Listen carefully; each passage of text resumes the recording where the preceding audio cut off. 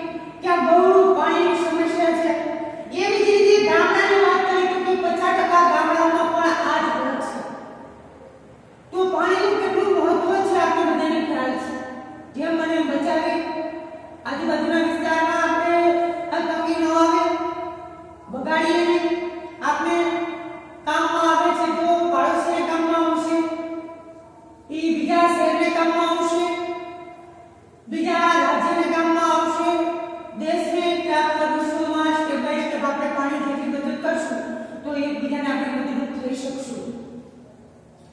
દેશમાં સિંચાઈની સગવડો વધવા છતાં આજે પણ દેશનું 2/3 એટલે કે 2/3 કૃષિ ક્ષેત્ર માત્ર વરસાદ પર નભે છે.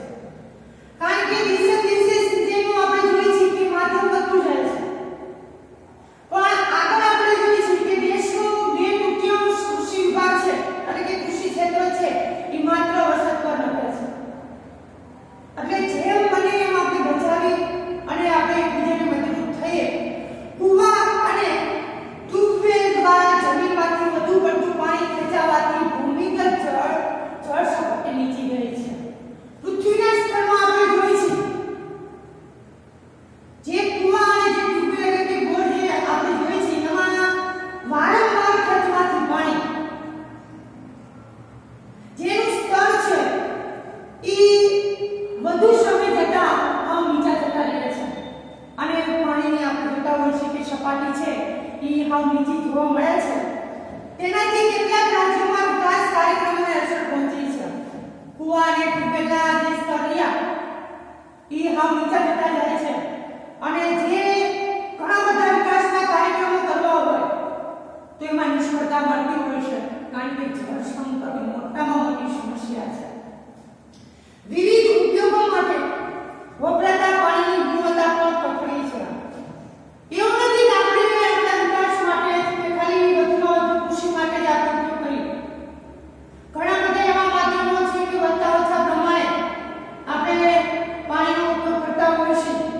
તો બહુ ગુણવત્તા જોઈને આપણે આગળ કાર્ય છે એ કરવું જોઈએ. પાણીના પ્રદૂષણ માટે ઘરગથ્થુ અને ઔદ્યોગિક કચરાઓમાં